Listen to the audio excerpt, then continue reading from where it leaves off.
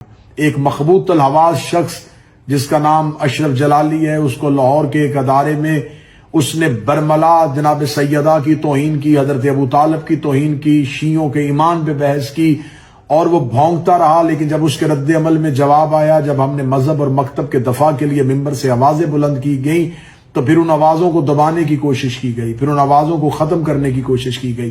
لیکن ہماری بدقسمتی یہ ہے کہ ہم ابھی تک جنازے تو اٹھاتے ہیں لیکن ہم گروہ در گروہ میں تقسیم ہیں۔ ہم قوم کے اندر اتنے ٹکڑوں میں بڑھ چکے ہیں کہ ذاکر دوسرے ذاکر کو برداشت نہیں کر رہا، خطیب خطیب کو برداشت نہیں کر رہا۔ ہمارے ممبر اور محراب میں اتنا تضاد آ گیا ہے، ہم اختلافات میں اتنی شدت میں آ گئے ہیں کہ اب ہمیں دشمن کی ضرورت نہیں ہے۔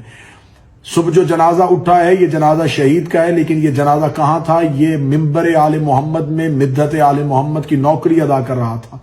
قاتل نے گولی ایک ذاکر کے سینے پہ نہیں، قومی غیرت کی پیشانی پہ ماری ہے۔ یہ ظالم اور قاتل کو اتنا مضبوط کر دیا گیا، اس میں اتنی ہمت اور اتنی جرت آ گئی، کیا وہ ہماری مجالس میں اس ممبر کے سامنے آ کے دن دہاڑے ایک ذاکر شبیر کو شیعوں کی اکثریت میں گولی مار دے؟ یہ جرت کیوں آئی؟ آخر یہ جنونیت اور یہ سفاکیت کہاں سے آئی؟ ہمیں اپنے اندر کے ان تمام چیزوں کا محاسبہ کرنا ہوگا۔ میں ایک شیعہ ذاکر بن کے نہیں، ایک شیعہ فرد بن کے اپیل کروں گا قوم سے کہ خدا را اپنے اندر کے فاصلوں کو ختم کرتے ہوئے، چاہے آپ کے نظریاتی اختلافات ہیں یا فکری اختلافات ہیں، لیکن دکھ اس بات کا ہے کہ آپ ایک شیعہ کو دوسرے شیعہ سے ایک نظریاتی اختلاف ہونے کے باوجود دشمن بنا رہے ہیں، لیکن ایک اس دشمن کو جس سے آپ کا مسلکی اختلاف ہے اس کے گلے میں آپ باہیں ڈال رہے ہیں۔ آپ دشمنوں کو سینے سے لگا رہے ہیں اور دوستوں کے لیے اور محبان آل محمد کے لیے آپ نفرتوں کی فضا پیدا کر رہے ہیں۔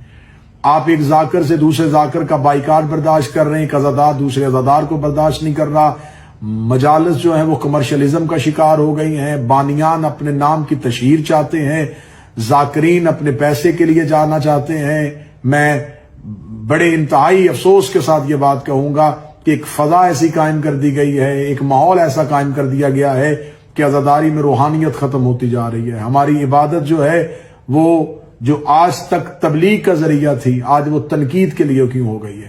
خدا را کل جب جنازہ پڑھا جائے گا تو اس جنازے میں مجھے یقیناً آپ بھی دیکھیں گے کہ اس میں ابا و امامہ بھی نظر آئے گا، اس میں خطیب بھی نظر آئے گا، اس میں جناح کیب بھی نظر آئے گی، اس میں ذاکر بھی ہوگا، اس میں نصری بھی ہوگا، اس میں ملنگ بھی ہوگا، اس میں ماتمی بھی ہوگا، اس میں مدرسے کا پرنسپل بھی ہوگا، اس میں قرآن لکھنے والا مفسر بھی ہوگا۔